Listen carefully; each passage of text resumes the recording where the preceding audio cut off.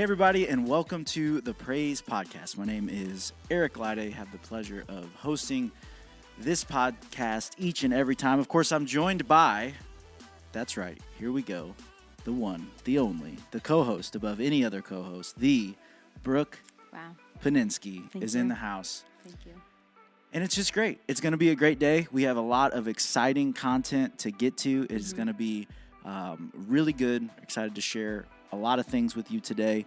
But before we get to that, there's some things that you should be doing to get the most out of your Praise Podcast experience. Right, Brooke?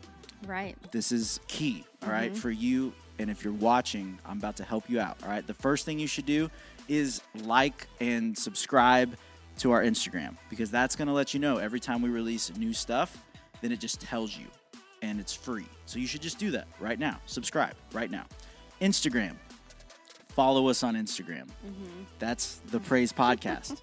Because one, there's cool stuff on Instagram, and two, you can join me. You can come along for the ride of Eric trying to operate social media, which I'm apparently, it is quite a ride. Yeah. Just the other day, I was trying to post a story, and I posted a reel. Made a reel. And I don't know how I did it.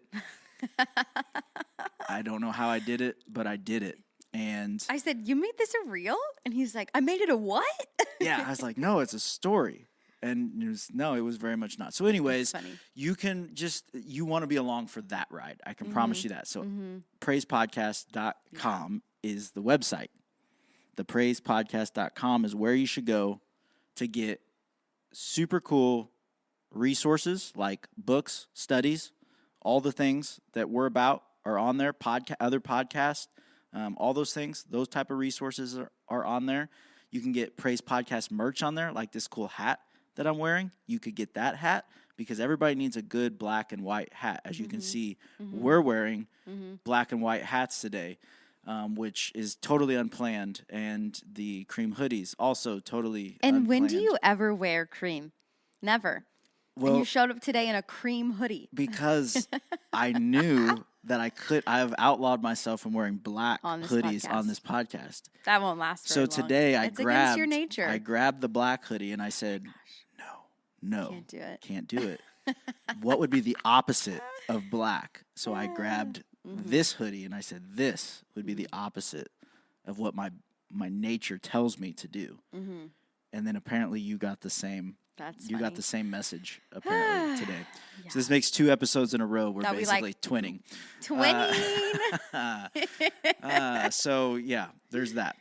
Anyways, it's going to be a great episode. Yeah, we've got a lot to talk about. We got to have a lot to talk about. Let's get the song Spotlight first. Yeah. And then we will get into some really good Christmas content that we're excited to share with you today. So Brooke, why don't you kick us off on the song Spotlight? Yeah. So whether or not I've mentioned this song before, it's worth mentioning again, especially in just the timing of the season that we're in or that we're walking, like in a ministry perspective. We're just walking like really heavy things with our people right now.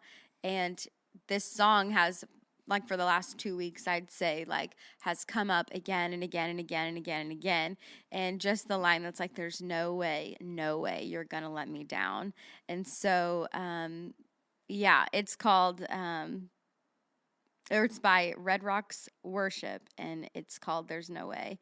And I'm going to just read some of the lyrics because it's just really good. But it's kind of like a prayerful, like war cry song almost. Like it's like when your spirit just needs some strength to keep going, when, you're being reminded of God's character in situations and circumstances where maybe like your circumstances don't match the goodness of what God is. And so it can be confusing for people when we walk through hard things. But more importantly than ever during those seasons, it's just you have to remind yourself of God's character, and this song does that. So anyways, the lyrics go like this. It says, "There's no way that I'm giving up on the edge of my breakthrough. I've walked long enough to know there's a grace for me that's still enough, and a hope that I can cling to even in the lowest low. There's still one thing that I know, There's no way, no way you're going to let me down. You never have, you never will, and you won't start now. There's no way, no way your promise can fail. It never has, never once, and it never will. And then it goes on to say, there's no way that I'm backing out just because I'm still waiting. This is where I'm going to praise. Those Jericho walls are coming down. Even now, I feel them shaking, and I refuse to be afraid. And it just goes on to the chorus again. And so, I mean, like lyrically in these verses, I mean, the chorus, the bridge, all of it, it's just talking about, like, again, reiterating God's character for yourself in situations where doubt could really creep in and convince you, the enemy could convince you otherwise, from God's goodness and his promises and his faithfulness and all those things. So yeah, it's just a good song. It's very fruitful. So that would be my song spotlight. I like that. Yeah. I like that line, the waiting line. That's good. Yeah. It's good. That's a great song. I totally recommend it. So my song, I've decided that for at least the month of December, are you gonna do Christmas songs? I'm rolling with Christmas songs way. because of all people. I am on a mission. Come on now. I'm rebranding. Oh, that's huge. Yeah, it's a big deal. But no, I really still don't like Christmas music, Oh my but gosh. more to appeal to the masses here that do. I am who I am. I'm trying I for my can't- friends. I'm My trying for my friends friends. Yes, really want me to. they really care about it, and so I want to care about them. And so what I feel like the best way that I could care about them is to give them Christmas music that I don't think sucks. Okay, well then let's hear it. So here it is. I think you should check out the song Hark by Thrive Worship. So it is Hark the Herald Angels Sing, but it's just a good version of it that is fun. It's good instrumentally. It's upbeat.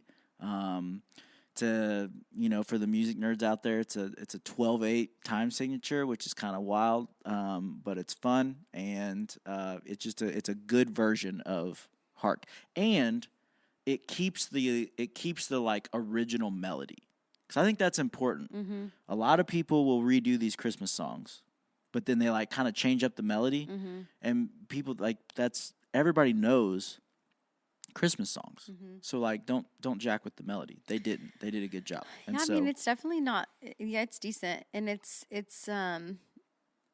but that's a hard song for me to sing because I'm like, what are these words even like mean? No, I had to get a dictionary because out last it's a hymn, night. you know. But like, we were it's like, whew. we're doing this song in our service, Yeah. and we were rehearsing it, and I was like, I don't know how to pronounce some of these words. Like, what was the one? Incarnate or whatever. Incarnate. Yeah. Incarnate. And deity, and it was just they just use That's a good choice of a Christmas song. yeah, though. but Hark. That's it. So it's Hark the Herald Angels Sing. Yeah. But cool. So Cool. Hark by Thrive Worship. Check it out. Yeah.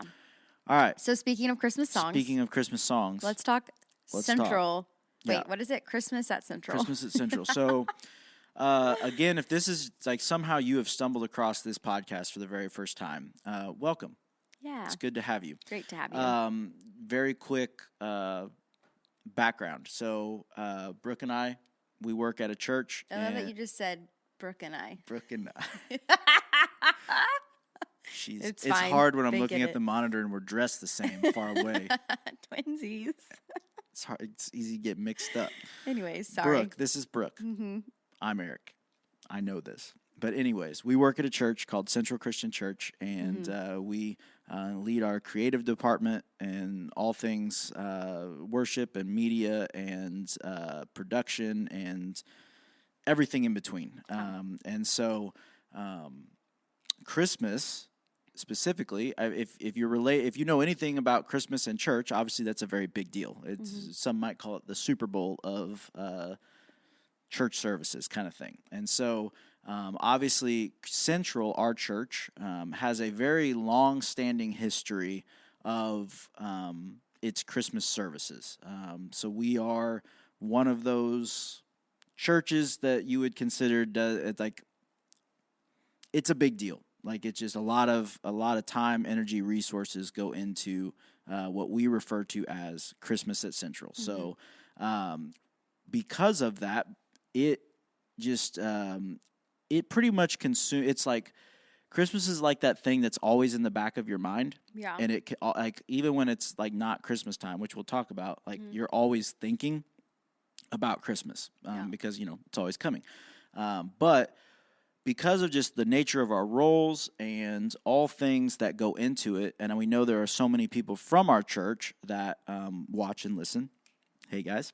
That we get a lot of, because they know that this stuff doesn't just happen. And so we get a lot of questions, a lot of interest, a lot of intrigue on really, what are the behind the scenes that go into this. Yeah. And every now and then we'll even get, our volunteers will get kind of a glimpse, into some of the things. And they're like, oh my gosh, I had no idea that this is what it takes, or this is how much time, etc.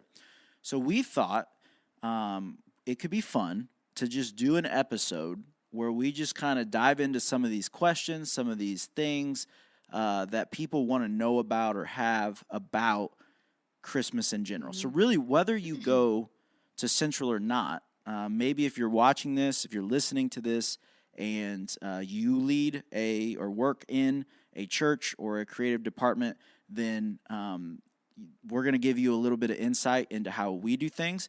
We preface this conversation with, we are definitely not experts on, we don't claim at least to be experts on anything, and we wouldn't say that this is the only way to do things, but we are just going to let you in on how we do things. Honestly, if you're you're doing it that way, here's a better idea. Yeah. Email. Send them in. Yeah. But this is just, this is what we know.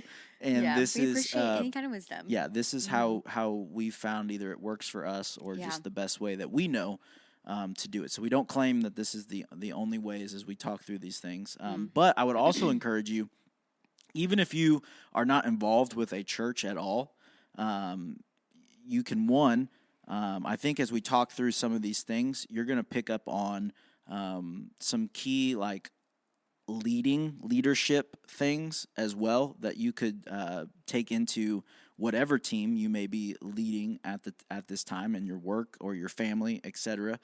Or also, if nothing else, this should give you some appreciation for your church staff. That maybe if whatever church you attend, they are probably going through some of the very same stresses and just tasks that we are. And so this gives you maybe some perspective into what your pastors or your church staff are currently working on. So there's that. There's that. Okay, so we have a handful of questions to kind of guide the conversation. And as we talk, we might touch on some later and come back, or who knows. So we'll see how it goes per usual. You know what I just noticed? Just jump in. You're not wearing your headphones. You finally said no to the headphones. Yeah, finally, it was just, I'm over it. I mean, yeah. Sorry. Sometimes I'll wear them, and sometimes, I just prefer not to. Yeah, I don't know. I know.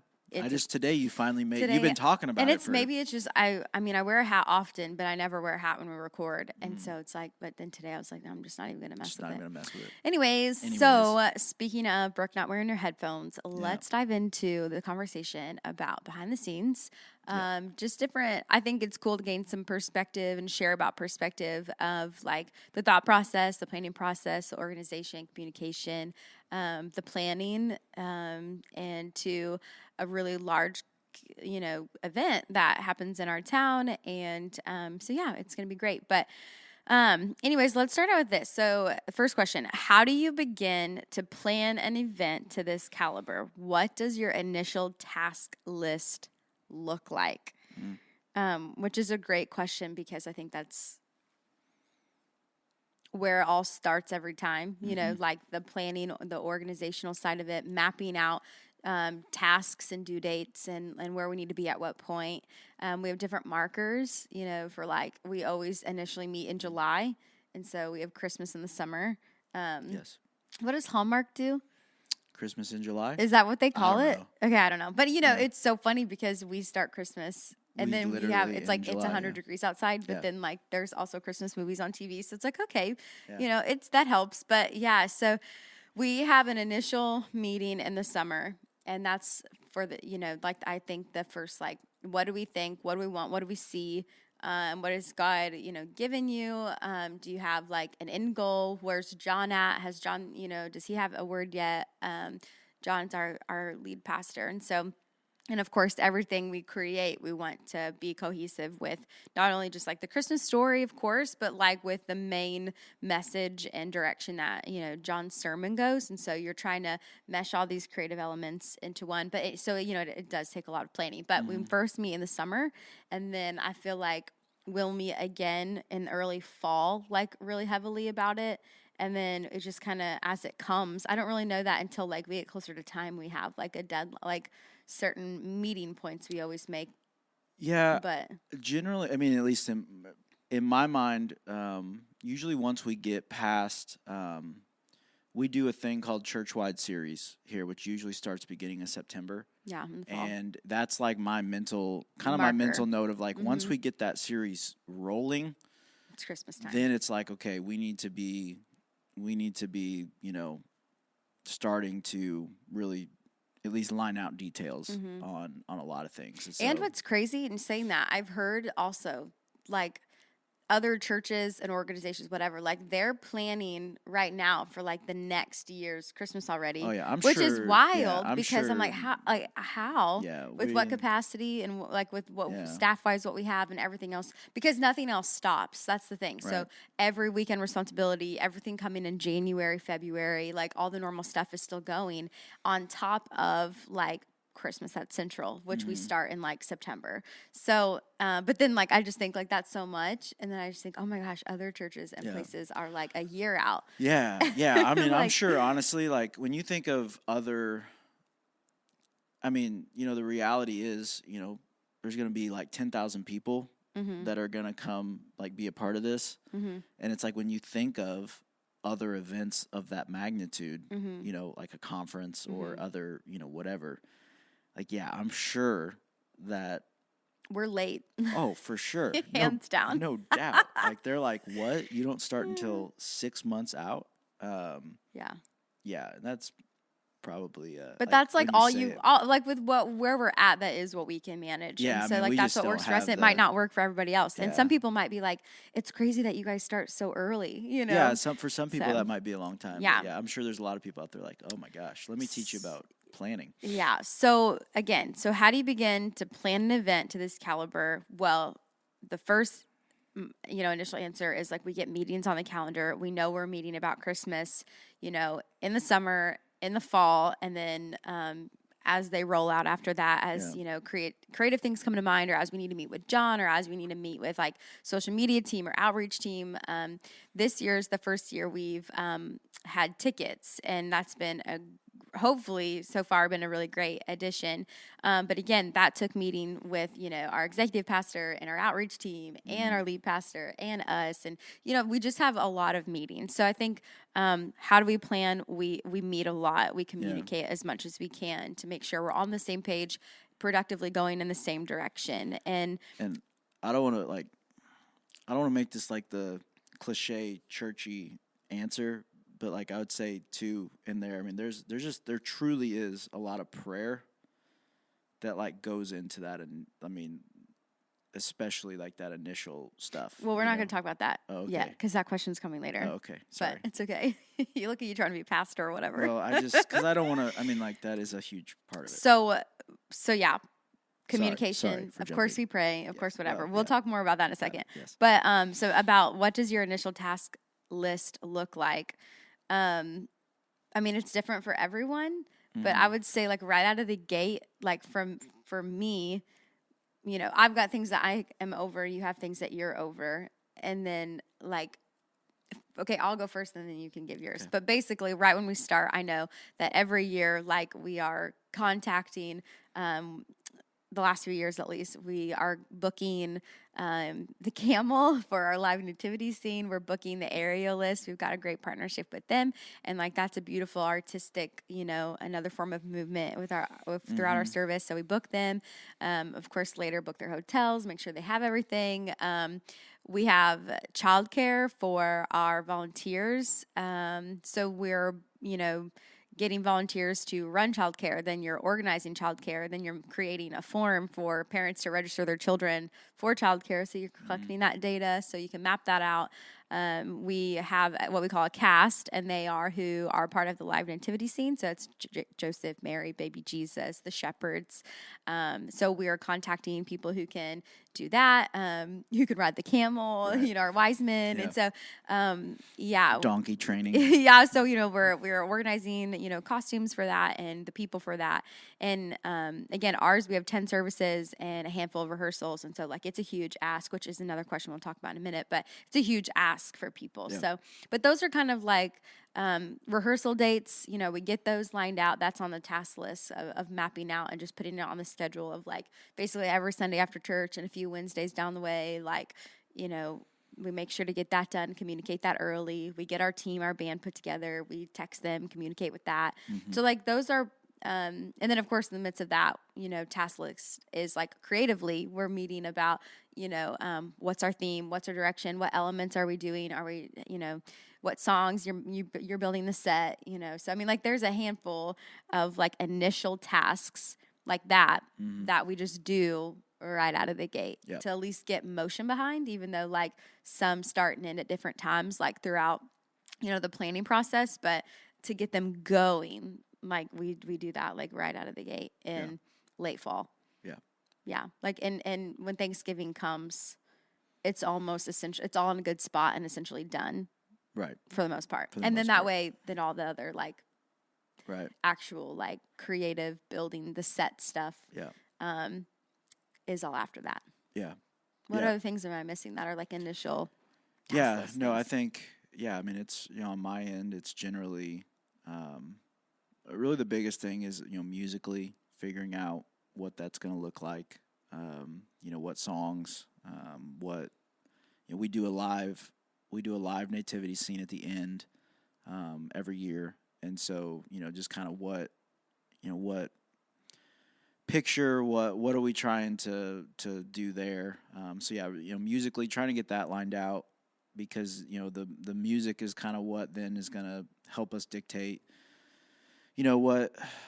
what we need creative wise, elements otherwise. So the music portion gets put pretty high on the priority list initially. And then usually once I have that, it's usually meet with John, who's our lead pastor, and just kind of walk him through musically where I'm thinking, where I'm feeling led to go there, and just kind of get his thoughts, see if that kind of vibes and jives with what he's feeling and thinking, just as far as where he wants the service to go and feel like. And so once we feel good about it, John feels good about it, and then we kind of all say, okay, this is what we're doing. And then that kind of sets into motion kind of that, like you said, that next phase of, okay, now it's time to visually, what do we need or want around kind of this set of music to kind of help tell the story that we're trying to tell. And with that, when we have a vibe, another thing on my task list personally is the graphic board, like the graphics, the color scheme, the vibe. We send that those images, the inspiration to Aaron, and he's our graphic guy, and so he creates a graphic package that sets like the tone for everything on socials, for everything on tickets, for everything on our poles outside. We hang the banners, like, so that's another huge task. Lobby decorating, even like what we send our band and worship team for wardrobe, like colors and all that, like, so that's another huge thing we knock out of the way of just the last 2 years we went like we had been classic Christmas colors, and then we kind of were like, well, let's change it up a little bit. Let's do like navies and golds and for Christmas. And so we did that for the last 2 years. And then this year we're back to like Christmas colors, but then it's like real, like they're warm Christmas, like they're deep Christmas colors. Yeah. And so it's just a cool vibe, very homey, traditional. Yeah. So that's another huge thing too. And then in the midst of all that, like kind of going back to what you're saying, we were planning like the set in details. So you're really trying to map out from start to end, every element and every transition and every piece and like what goes where when, and then building that out, timing that out because you have an hour. And so you're wanting to make sure that with the songs we've picked and the elements we've provided and the transition for things, videos that John's putting in the sermon, that usually every Christmas we do like a baptism recap or a year-end recap, I guess is what it is. And part of that's like baptisms and events we've done, service things the church has partaken in, and like, all that. So it's like planning for that. So mapping out our service orders, huge. And again, something that gets done closer to like Christmas time. But that's a huge task thing that we think about as well in building Christmas at Central. So anything else about that with planning that you want to add? I don't know. I'm sure that maybe we could talk on planning for a while, for days. So I'll say no. So that goes into kind of what we were alluding to earlier. So how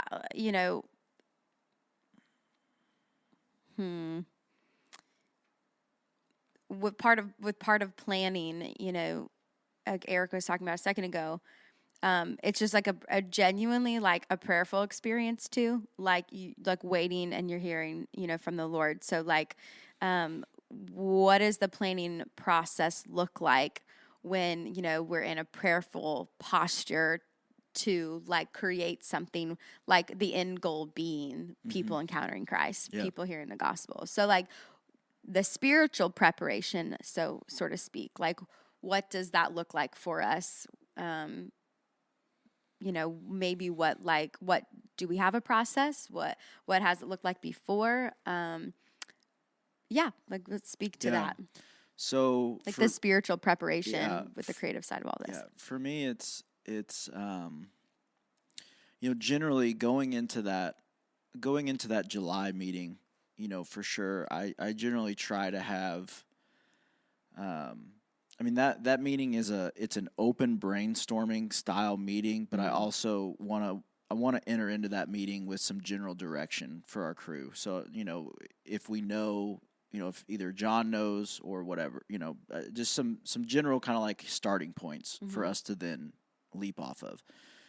And so leading into that meeting is where, for me, it's okay, a lot of prayer and just what is the direction? What do you want this? We know the Christmas story, and it's kind of one of those things where it's like you're not gonna you can only tell it so many ways. There's only so many ways to portray one story, and so it's kind of less about necessarily that, because you really the story you're gonna tell, but it's more of like, how am I going to God, tell it? how do you want, like, how do you want, what is the message or the tone or the way that you want it to be told this year? Like, especially what is it that people need to hear? Keeping in mind that so many people that come might not be familiar with the Christmas story, and that those who are familiar with the Christmas story are still inspired by the Christmas story. Right. And so, like tone and tempo, direction, even if we add like themes. Like one year,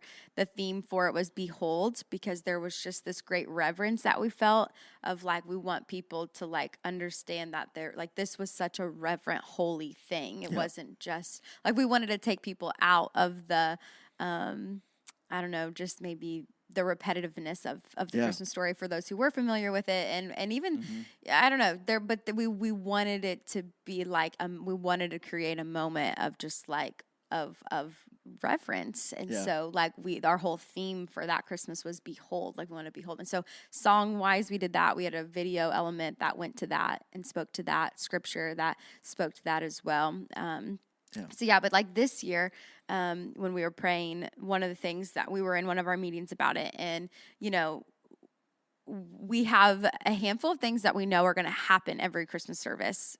And then we look at it and we're like, okay, where do we have room to add some things? Where do we have room to maybe pause that element and maybe bring it back next year? For example, we oftentimes, an element, we're going to have the live nativity. We know we're going to have a silent night moment. That's one of John's favorite things to do.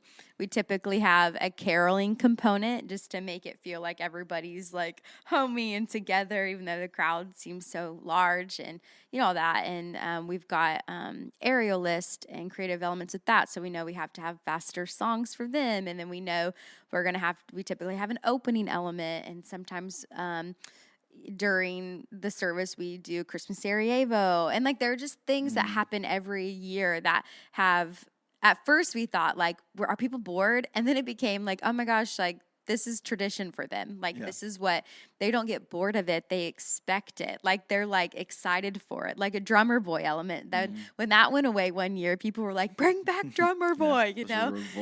So anyways, like there's just a handful of things we know that is going to happen, and then areas that we can be creative. And so all that to say, praying about this year, we were like, God, like what's the end goal here? Like what is our responsibility in planning and on all the things? And one thing that Eric said is he's just like, I have an hour with these people when they come into the room thinking about, the churched and unchurched. And he's like, what do I want them to experience? And then he's just, we were talking, it's like, well, bring them to church. Like we wanted them to experience Christ, end goal. And so we're like, well, how can we best do that? How, in a way that, people who aren't familiar with church, like, well, let's show them what church is like, and make it be something that they'd be like, wow, like when they leave thinking, well, I want to go back to that. And so when they come back to church, the next week and the week after and the week after, they're like, oh yeah, like this is church. And it was like so similar. Like, and so anyways, one of the elements we decided to cut out from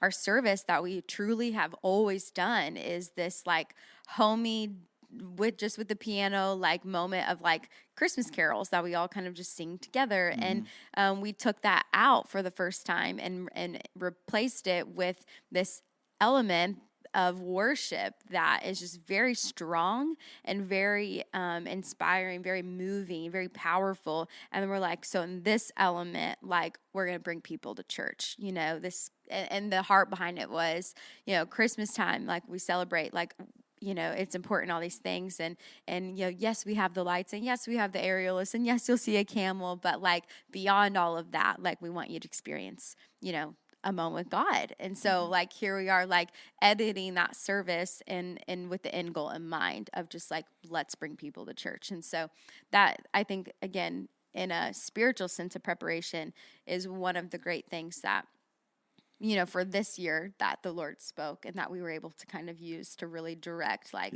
the tone and tempo of the service this year. Yeah, for sure. Because it really is a incredible opportunity to, I mean, just even alone statistically, our church will see on a typical weekend, we're multiple campuses, but a typical weekend is going to be, 2,500 people are going to come through, just actually in person. And so then you take Christmas, for example, and, from all of our Christmas services, we will see, we're probably going to see about 10,000 people that will come through the doors. And so when you think about, like, that's 4 times in one service, you have 4 times the amount of people, the opportunity to give them Jesus. And so, we do put a lot of time, energy, effort, resources into that, not because it's just Christmas, but because we know for a fact that people are going to be in this room for the first time, and we know for a fact that people are going to be in this room that do not have a relationship with Jesus. Yeah. And so it would be unwise and not great stewardship, I feel like, if we didn't do everything in our power to take what little time we have with them and do our best to introduce them to the gospel and Jesus. And that's really been, I think, the driving force. That was what we all felt, I think, coming out of any meeting, coming into any meeting, and planning was like, we just feel like we need to, not that Jesus is not always the focus, but like a different level of like, let's not even try to make this that much different outside of what our normal weekend is, instrumentally and musically. Like, let's do what we would do on any other Sunday as far as, that goes. And let's just take, but but people have a different mind. People come in with a different mind on Christmas. Mm-hmm. There's a different openness to Christmas. Mm-hmm.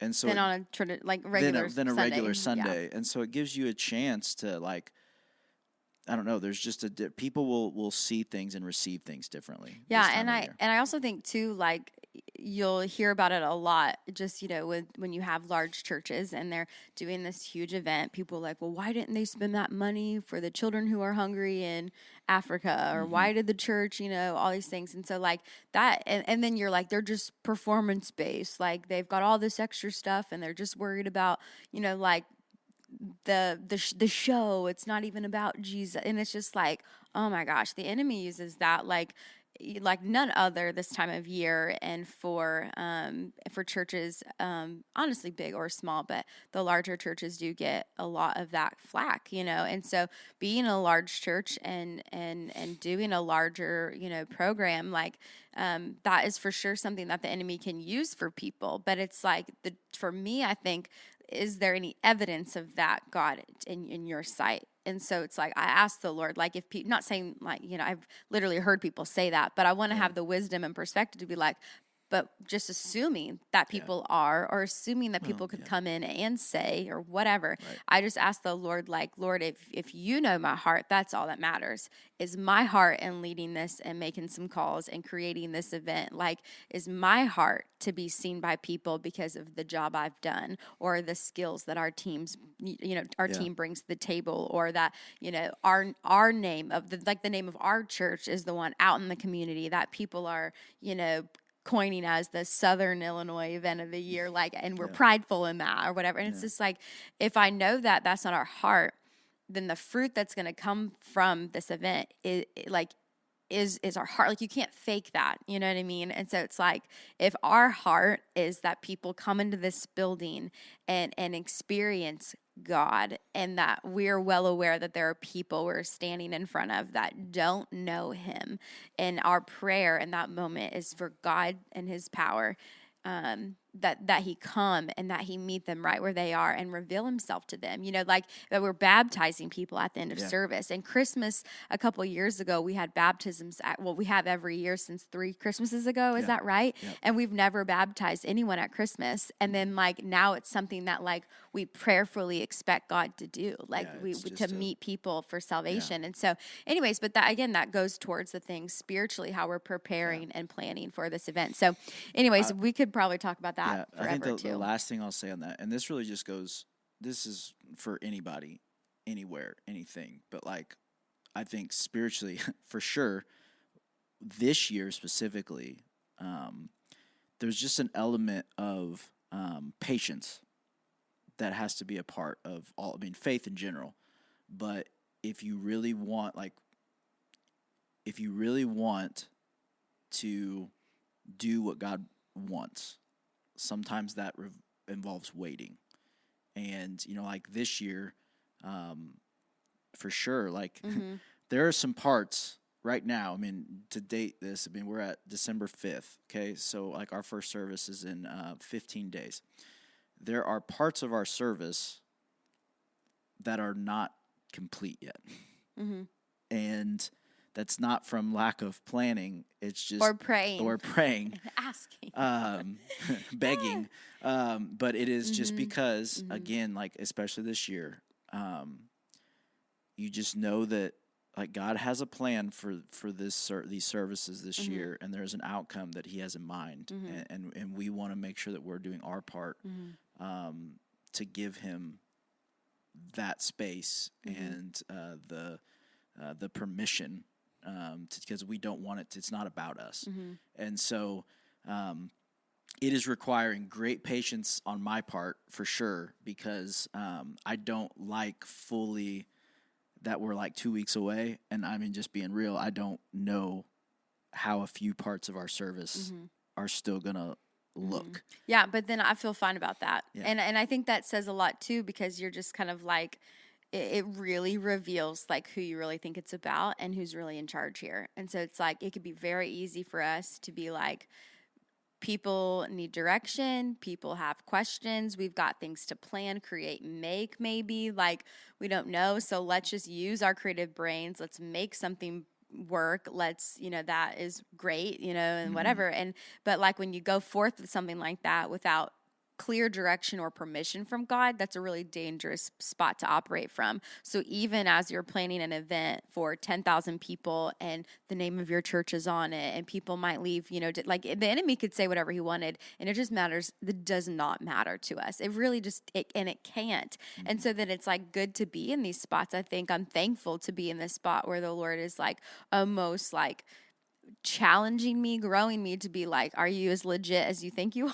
Like, you know what I mean? Like, do you really mean what you say? And do you really trust me the way that you do? And even in an event to this caliber, like, are you really willing to surrender and lay it down until like the day before or the day of, or like, are you willing, like, are you really actually willing for me to wait to hear from me, for me to give you direction, up until the last minute? And so we're like, yes, like that's 100% our posture. And is it naturally comfortable? No, but it's like I still feel good about it because I know that's obedience. And so I think planning an event, big or small, that can't change. Like you can't have any more hand or control over a situation, with an event that you host 100 people, and with an event that you host 10,000, and an event that costs you $500 to do, an event that costs you a lot more than that to do. Like you can't weigh that out differently. It has to be the same. You have to be like, that's how you and the Lord have to work. It has to be steady.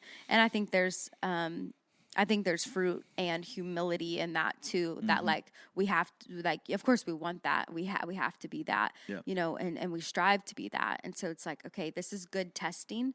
It's good testing. This is good practice. This is good opportunity, even though it feels uncomfortable. So, okay. Next, which is wild because it's like, well, I kind of talked about this already. Yeah.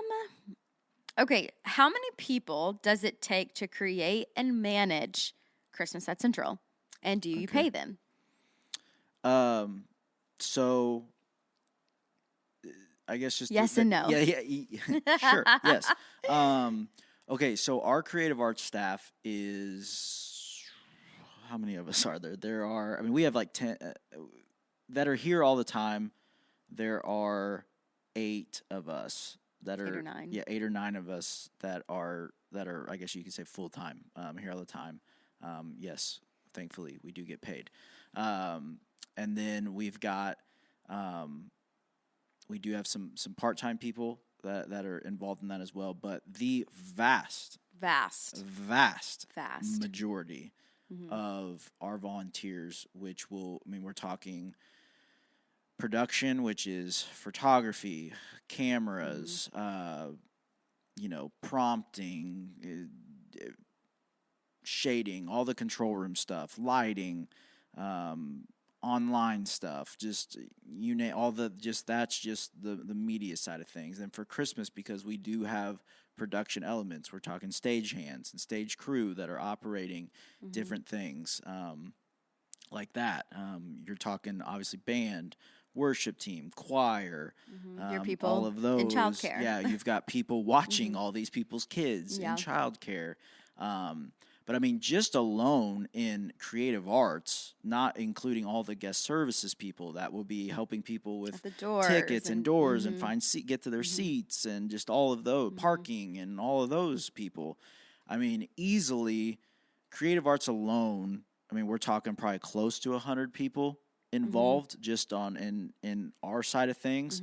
And so of those 100, maybe 10% of them are paid. Yeah, the staff people. Yeah. And not paid more. It's just like this is part of our job. Yeah. This is part of our salary. Yes. Yeah, this is just what we do.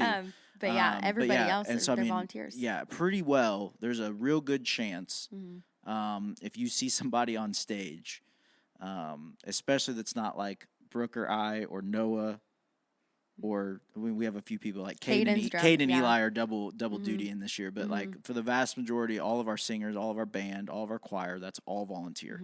And all 5 of us are staff people. All of our why that's and all of our media production team and people, photographers, all of them volunteers. Well, Well, I mean, minus the staff that's overseeing them. Yeah. But yeah, I mean, the vast majority of all the people, all of our guest service people, all the, all volunteers. All of them. So, I mean, even like our cast people, volunteers. I mean, truly, like the only people we pay, like via contract that we like book or whatever would be for our camel, and then the aerialists. Which are the aerialists. I love them. That we've got now it's becoming a longish, partnership. But they're Christians, and the work that they do, the art that they do. Outside of it really is. Like, it's amazing, but it's just it's so. And then again, you're sewing. We look at that too, like sewing into their ministry, and they bring their kids here, and like they're so kind, and like so it's just kind of like, to me, like that's just, I think, a cool thing. It's like one thing to just like pay for the element, but it's like, but you're like sewing into these people's lives, and they are a part of. Like we consider them a part of the team. They view themselves as a part of it. Like they're amazing. They don't. It is very much not a. They give us, here's an element we want to do, but it's like I work with them and like, hey, here's what we're seeing, and they ask us, hey, what are you wanting here? And we've got some ideas for this. What do you think of this? Like it is very much like they view this. As a part of like a 4-day ministry thing that they just get to come be a part of as well. And so I don't honestly and I mean, I've told them this, there are probably have been services in the past where I've been like, we really don't need that. But just because of their buy-in, who they are, the way they approach ministry, the way they approach their talents and abilities, it's like we want them to be a part. They want to be a part of it, not from a financial perspective, but they want to be a part of it because, I mean, they've said like we don't get to do very many events where we're baptizing people at the end, and we think that that's huge. It's so, amazing. Anyways, so we have total, there will be 150, probably 200 volunteers each night across all areas to make this event happen. And we'll check in around 2:00. Yeah, on like on the 4:00 service days, we'll be here around like 2ish. Yeah, and then we'll leave at like 9:30 or 10. Yeah. And I mean, again, and then the 6 to 8 services, we'll get here around 4 and again, leave at 10. So it's like, I mean, they sacrifice hours just in the week of services, but then like, that's not counting like every rehearsal we have before that. It's band incredible. Worship team. I mean, we start rehearsals in November. Yeah, they're amazing. Yeah. So do you guys have a stage manager for Christmas at Central? And if not, how do you stay on top of knowing who's going out next, since there's so much going on? So we do have a stage crew. Yeah. We have to have a stage crew. Yes. So we have, so I mean, we rehearse a ton for this. And so, I mean, there's a lot of that, we rehearse until we feel good about it, on that side of things, that people just kind of know where they come in, where they don't. But, it is literally, in my opinion, and I don't know, some people probably say I'm a little biased because I used to do this job.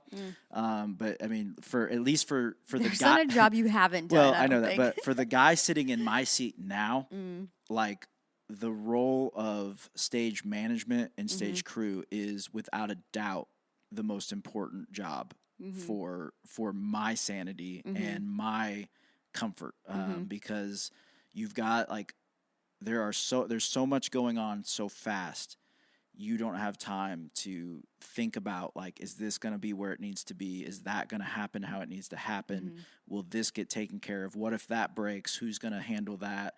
What if all these different scenarios that you run through your head of what could happen.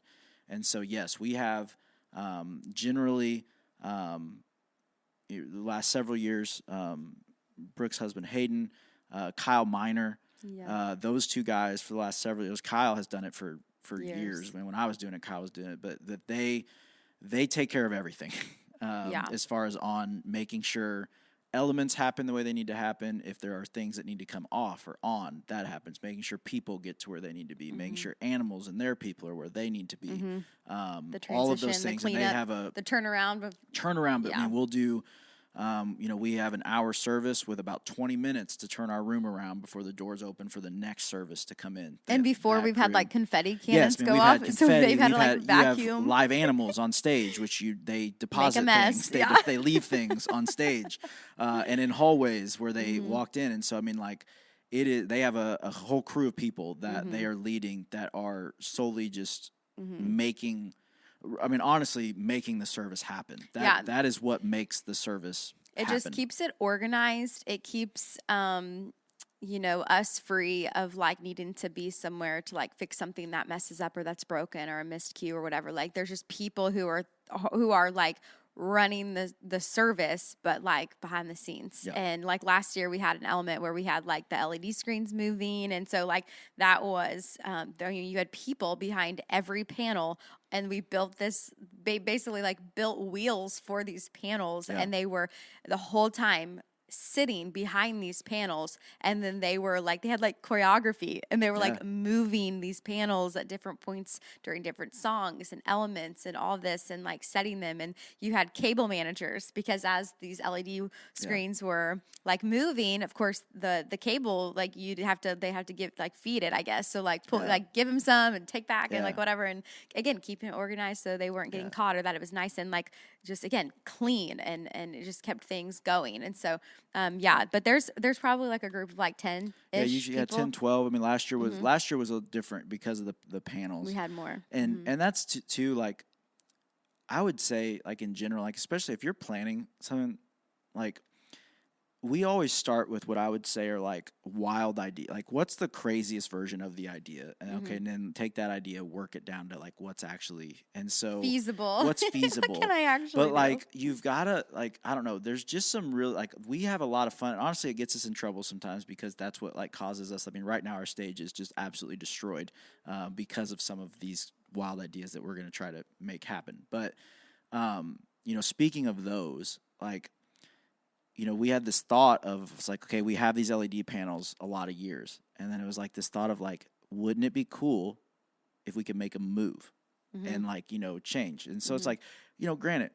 we put a lot of resources in it, but we are still very much operating on a tight budget to make this scale of event happen. So, I mean, it's like, it's a free event too. And so it's you're a free getting event. And so, but yeah, and then it's just, I don't know, it's really cool to then think back to like that idea started with, okay, how do we, if we took these panels, we made a move, then how does that even happen? Well, then like Brooke's saying, you've got to figure out a way to, we literally had to create we have these stands that Jeremy, who works with us, like, we fabricated ourselves. Like we created these stands. These stands did not exist. And so we made them to hold LED screens with the right size casters that we can move them, with the right type of cable length and management, because obviously we had 6 different screens moving around on stage that all have to be, they weren't wireless.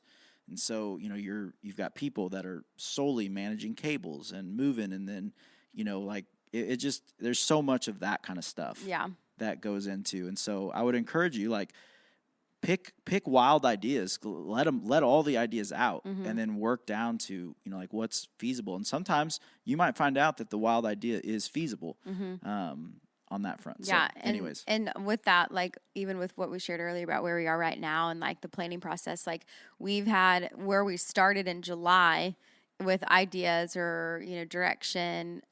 We started, can we say about where we started? Yeah. Or we put that in our back pocket for later? Doesn't matter. Okay, so we started with honestly, like, I don't even remember where we started well, at this what point. we wanted to do was we wanted to have this like large scrim that went across the whole entire stage. And the idea being like, a lot of glowing light and silhouettes. And then we've used it in the past before, but we would, the projector that would go on the scrim would be, what we would create would be totally different than anything we've ever done. And so then we were like, okay, well, what if we do that? And then we're talking about silhouettes. And so then we're like, well, what if we brought in the aerialists at this point? And they were like, did a cool creative element. And they were like representing the angel as like the stories being told. And then we're leading into Hark the Herald Angels Sing. And like, you're creating these, components, and then you're bringing them to John and like, okay, here's where we're at. What do you think about this? Like, do we run with it or do we trash it? Or or do we save it for another time? And then he's like, we're talking about angels. And then he's just like, well, what about stars? And so so then you're like, oh, okay. And truly and that's also, and this is a tangent, but an important one. We had these creative ideas that we felt really good about, direction, yada, yada. We're meeting with our lead pastor who's giving us his message, in his focus point is stars, or the star. And then nothing that we've created leads or helps or supports or builds upon John's direction and his topic. And so you have to pivot, you have to transition, you have to pocket that idea for later or go off of it in a different direction, because it has to be cohesive on every element of every part. And so then if you're creative, you can be easily maybe offended or discouraged when you're asked to kind of keep thinking about something or dream up another idea. And instead of being, kind of downtrodden about it, instead of taking an offense to it, it's, just be okay, again, it's just part of your job to dream and build, at least for us. And so it's okay, absolutely correct. We need to go a different direction. Let's keep thinking about it. And so we just kept going and kept, changing it and creating different things. And we just had to scrap the whole thing eventually. I was gonna say, now it doesn't even exist. But then that got us, which I'm not going to say, but that got us what's hopefully going to be the coolest visual element we've ever had, in my opinion. It has potential. It has potential to be. So anyways, but okay. This is potential to be the longest podcast we've ever done. We can rapid fire. Okay, so let's see. What are some of the ways you've learned to simplify creative and organizational procedures throughout the process? Ooh, that's a good question. That is a great question. I think I would say one, at least from my point of view, I work with really great, talented team. I do my best to give them direction and then let them run in their lanes. And I know that when they want or need my input, they will ask. So you're saying it simplified it to you because you kept your hands. I have tried to. Yeah, I would say it is more I know what my strengths are and what my strengths aren't. I mean, I know that I have opinions and I have thoughts and ideas, but I'm not. I can be grunt work when it comes to lighting, and I can visually have ideas, but Aaron knows how to make something happen, look and happen, and look good. Mm-hmm. So it is silly for me to spend a bunch of time trying to do that. It's simpler, it's better, it's more efficient for me to say, Aaron, take that. Here is where I see this is the vision that's there. You tell me how and what is possible to make. Is it possible? What would it take? How can we make this work? And let him go. So I think, I definitely think designating jobs and tasks is a way to keep things simple that we've kind of learned. We stepped into planning Christmas services 3 years ago. This will be our fourth one. This is our fourth Christmas. And so we've learned, on the bigger scale of this, the communication and the designation of tasks and things, and knowing this is a project we can call volunteers and be like, hey, we need this painted. Can you come in the evening and knock it out? And our volunteers want to do that. They're call us when you've got a task that we can actually come and help you with. And so that saves us a few hours, from painting this platform to going and, doing something different that maybe only we can do. So that's helps simplify that process. And on another side, organizationally for me, in keeping these organized, I always keep a Word document of every volunteer that I had and what their role was for the previous Christmas. And so for example, if I'm in charge of casting the, people on our nativity scene, and then getting all the in contact with the people who own the animals, I already have their contact information from last year, and I'm going through just hey, would you like to return? And if they say yes, great, and I plug them in again. And if they say no, I'm unavailable, I can't this year, great, I know that that's open. And so that just takes the time off my hands a significant amount instead of sitting there at my desk thinking like, how do I completely like ask brand new people every single year, like whatever. And so naturally, like that really does change because, you have a lot of services, you have a lot of rehearsals, people's lives change. So I've never once had the exact same cast. I've never once. And so, but again, a starting point of the reoccurring people, and it makes it easier because they already know what they're doing and what to expect. And so you don't have to communicate like in such detail or you don't have to like feel like you're backtracking as much with like a brand new group. Like you've got some veterans, which makes it easier. And then they kind of can like, no pun intended, but like shepherd the other shepherds who are new. And so that's, Would you call them helpful. wise men? Well, they are wise men. So anyways, but yeah, so I think like that's an example of things that we've been able to like simplify. This is also random, but also with them is we have this terrible closet in the building that is scary. We don't go in it, and it's got like costumes from like who knows how long ago, and just random stuff, choir Our robes, like grandparents wore those. scary stuff. And so like I refuse to put anything back in there. So now I've gotten smart, and we've got a Christmas closet upstairs, and so I keep all of their costumes, all of their props labeled and on like a rack and in bins, and it's just in one spot. So like I did that last year because like the first 2 years I went like digging, like trying to find. And like then of course if other people are in there getting other things, it get lost or moves, it gets lost or someone moves it or whatever, and then you spend time searching for it. And like now I don't do that. And so now I'm just like it's labeled, organized, it's in the closet for Christmas storage, and it's done. So that used to take me hours to figure out, and now it's done in like 10 minutes. So again, simplified. Okay, we are almost, seriously, if you guys are still listening to this, then you are quite the curious people because you're invested. Okay, what is your favorite way that you've seen Christmas at Central grow and evolve over the years? How do you see it progressing in the future? I think my favorite way, it really is, it's the relationships that come from it. That's good. It's, just like we were talking about with the aerialists, and it's even people, not even just the people that go here, but like Chance who owns our Lucille the camel. Yeah, Lucille. She's been with us for since we started doing live nativity. And so just like the relationship we have there, the relationship with our aerialist team, and then just all the other, like you spend so much time one as a staff. Like I always love this time of year because it's one of the it's wait no don't answer that part yet. Okay. Save that for later. Sorry, because that will be your answer for the last question. Okay, I already know. Okay, but like with our volunteers, we will spend hours, days. We will and a lot of it is especially on service days. There's downtime.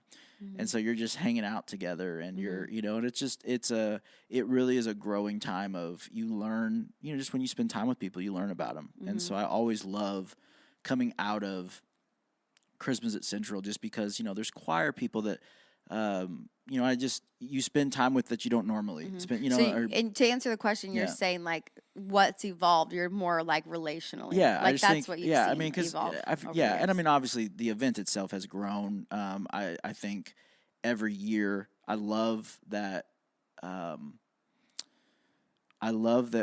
feel like, and not that this wasn't ever the direction, but I know that when we came in with maybe a different vision or different goal outcome of what we wanted to see, and just to see baptisms and that happen, and that has grown each year to where now it's like it's not a if, it's just an expected part of like, Christmas Lord, at Central is like will we, but like Lord, how many do we get to this year? Well, we'll be downstairs eating dinner or something, and we'll get word like 3 baptisms, and then everybody's like cheering together like 3 baptisms, and we're eating like pizza or sandwiches or something. We're like and then we like pause what we're doing, and people will like go in the worship center and watch these people be baptized. So it's amazing. I feel like for me, the way it's evolved, like 10 services, we've never done 10, have we? What did we do last year? Well, we added one last minute last Which year. was 9. Which was 9. And so this year we've added another. This is the most. So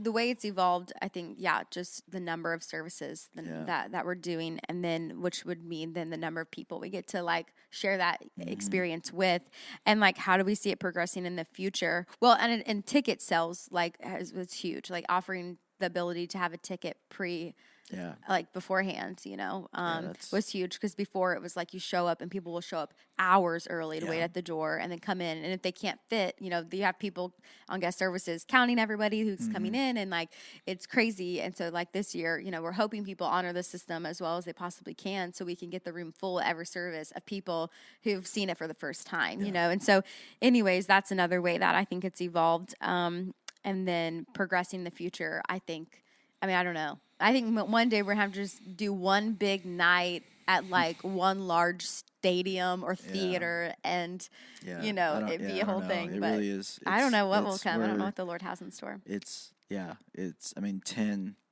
this year feels like it's hard to imagine, and we got lucky this year with the way the schedule falls, with it being really over a whole weekend. But I don't know. I don't know how to answer that part. Yeah, that's good. Okay, so this question is, how do you balance ministry and home life, basically, during such a demanding season? This is a great question. We're about to have church finally after like 4 hours of this episode. How do you balance ministry and home during such a demanding season? Well, first, I feel like both are ministry and both are just equally my life. Like they don't feel separate. It just, and I'm in a unique position because my husband Hayden is also on staff here at Central, and our kids, they love being here. And so I don't know, it just feels like what happens at home and what happens here during the season is just cohesive. But like, of course, when you're talking about hours of a day you spend at the building, then you spend at your house, I think that's the question too.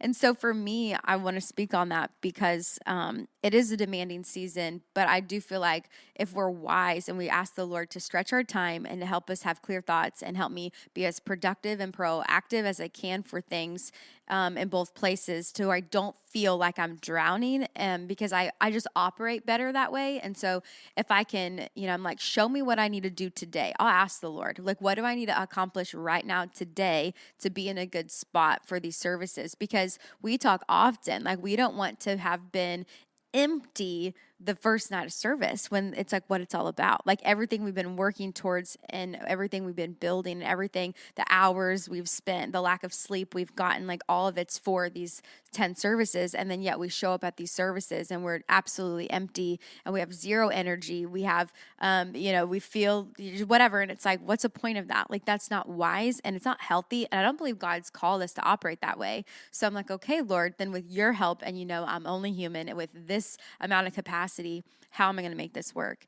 And so, truly, like we've prioritized like staying in devotional, staying in the word. Like if we know we're having a late night, have a slower morning, or like things with our kids. If it's like, I have to take, for example, yesterday, I'm like, I have to take the first half of my day, to just get some stuff done for my family, and then like dedicate the back half of my day strictly so I'm undistracted with things I need to get done, at the church. And so for me, that's super helpful. I don't know what you do, and your schedule here is different than mine, when it comes to the craziness of late nights and, the demand of the season. But I do think that's how I don't think it's possible to balance. I think it's just an order. It's just a matter of like, how are you going to steward and maintain the best way that, the Lord can help you do. And so, those are just things that, help me. But truly, the Lord helps me every single day. Yeah. Yeah.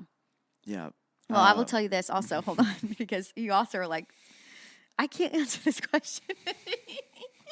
But I will say this is practical, but like my Christmas shopping is already almost done. Okay. So like for Black Friday, I literally felt the Lord say like, get it done now. And so I was like, well, okay. So like I am almost done with all my Christmas shopping. And usually I would be thinking about, well, what am I going to do with all that? And then wrapping all the things and doing all the things. And yet services start tomorrow. Like, and you are so busy with Christmas Essential. You're like, oh wait, like actually Christmas is like coming. Yeah. So anyways, like, so that's something that genuinely the Lord Lord is like, handle and take care of now. And just this morning when I was praying about like, what do I need to do next? And, you know, to stay on top of it, whatever. And today he said, you need to figure out what you're wearing this weekend. He loves me. And that's it's true. Like handle that, because it's a thing on my to-do list. It's a shopping errand I have to go and run and do. And it takes up space and time. And so he's like, handle it this weekend, handle it now. Where beforehand, especially you, it's so you're sending Adrian to Kohl's like the morning of services. But like it's always the last thing we think about, because there's 10,000 other things to think about before that. So anyways, I'm serious when I say ask the Lord what you need to do today, and he will tell you. And so then do it, and then you'll be on his timeline. And the weight that I don't feel this year is astronomically different having approached it this way. Yeah. So there's a lot of wisdom in that. I'm thankful. Okay, your turn, boss. All right. So it's just there's no other way to say it other than like it. I would say from somebody else looking in, you would assume that I would say that they would answer the question of like, well, it's certainly not balanced for me. But I'll say this. The demands that it requires to get this stuff to a point, just flat out, like pretty much from starting this Monday of this week on through, it's an all day, every day thing. It just is. And what I would say about regarding home in that is, you know, when you enter into ministry, whether your spouse works at the church or not, there is an understanding that you and your spouse have to have going into the role that, especially the role that I have, that like, although I may have the title and the church pays me, this is very much a role that we both are going to have to carry, because, and I just flat out could not do the role that I do, if Adrian did not understand that and accept that, and support that, and support it and buy into it. And so, I mean, just transparency, like, you know, this week I've not gotten home before 10 o'clock at night. And so, and honestly, I probably won't from here on out. But it's Adrian knows that like this is not a everyday, you know, like this is not my normal life. Like we understand what we're working towards, and she understands that. We will be, you know, she will be extra intentional. You know, this time of year of like, you know, what we've talked about on here. You know, we go do the real tree thing, cut it down. I say get to that so part. So we make sure that, you know, we do that ahead of time. Really basically before December comes, because we know once December comes, this schedule kind of shifts in our household. She will be intentional to bring the kids here. Because I just won't get to see them at home. And so making sure that, you know, they will drop coffee by, or they will bring food by, or they will come to help, or they will come help, or you know, they will bring their dinner here and eat dinner here at the church. And Adrian's really good, because she's like a runner for you. So like and she's a teacher, and so like when she's like when they're off or in the evenings or whatever, like the other day you were just like, oh my gosh, like who can literally go and do this? Like we need this right now. It's like, oh, like we'll send Adrian will go. Like that's how Adrian, like that's, and her, I mean, I don't want to speak for her, but like knowing her, like that's how she serves. Like that's like what she wants to do to contribute, because she knows it supports you. It gets a task off your to-do list that, you know, like her and the kids hopped in the car and went to go to Fairview or something to grab light. Like, you know, it's just like that's, and so that's to me, like part of the balance with this question. It's like a partnership, but like you shift your normal for, you know, a month or a few weeks or whatever for like this season, because you know, it's part of the job, sure, but like you're not doing it in neglect. Like, so like she's still with you and for you and vice versa. Like, and you know, you do your Monday night dinners still, like and people who don't know what that is, it's just, you guys cook and host, you know, your crew, and you know, church I don't want to say family. I don't know. Yeah. Like you just have a close knit group of people that come on Monday nights and you feed them. Like, so, there are still things that like, although the hours here you spend increase, but like, I think the role then Adrian and the kiddos take on to like support you in that and be a part of that, to me is how you balance that and how you steward that. Like you have to have that shift and the understanding that it's just kind of like the shift is required for the season.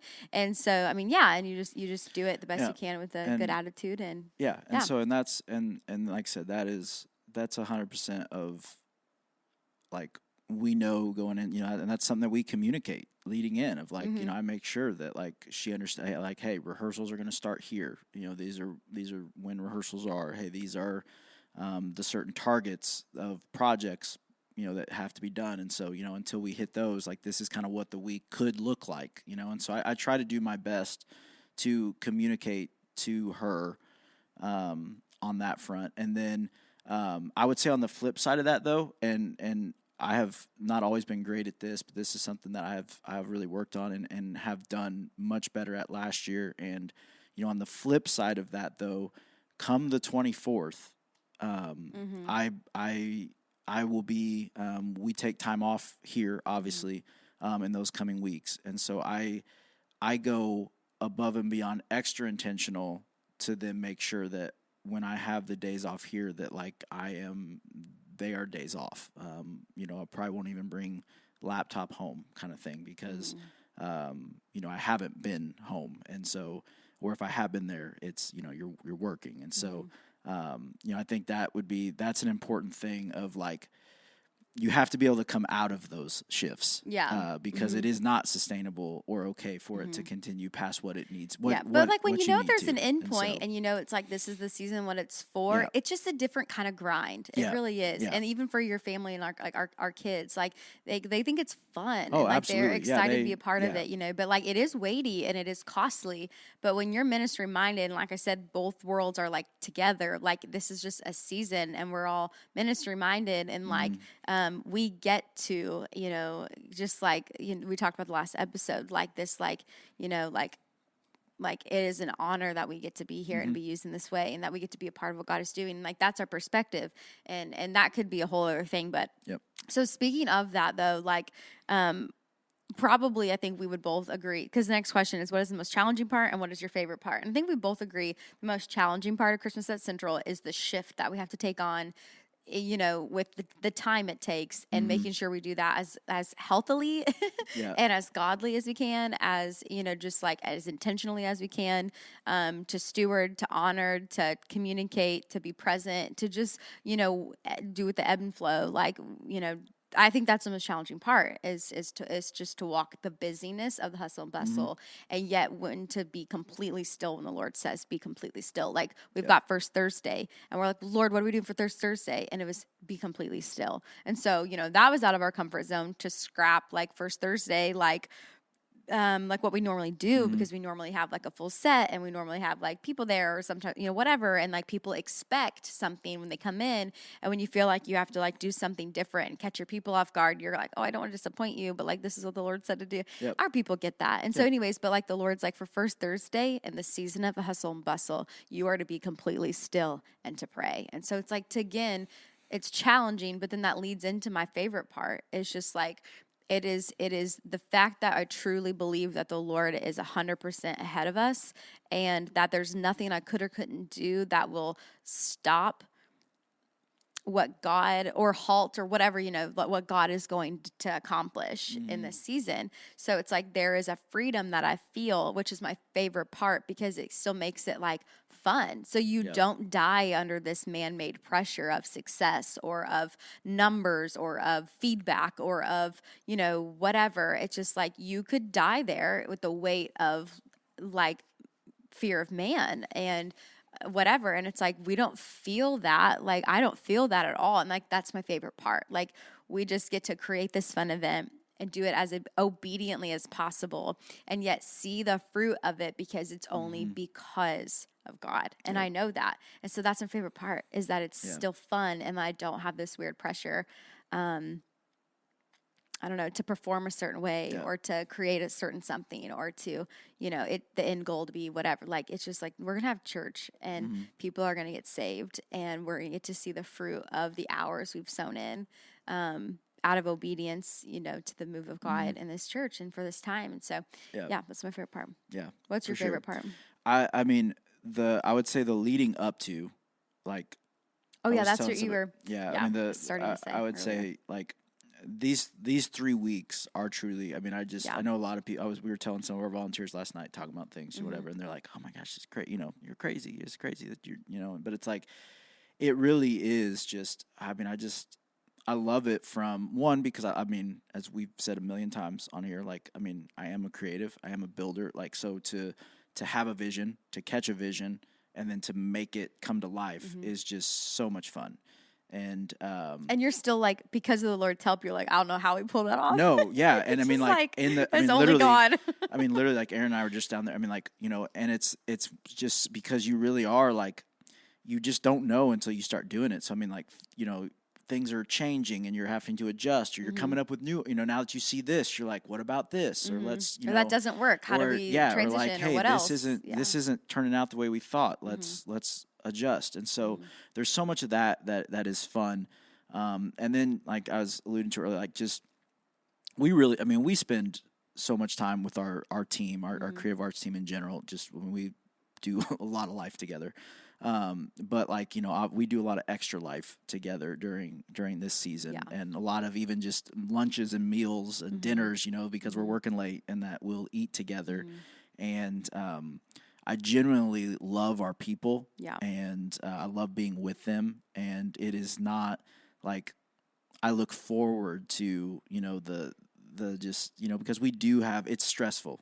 It is, and you're exhausted. It is tiring. It is hard work. It is stressful, but we have so much fun. And that's really what it's like.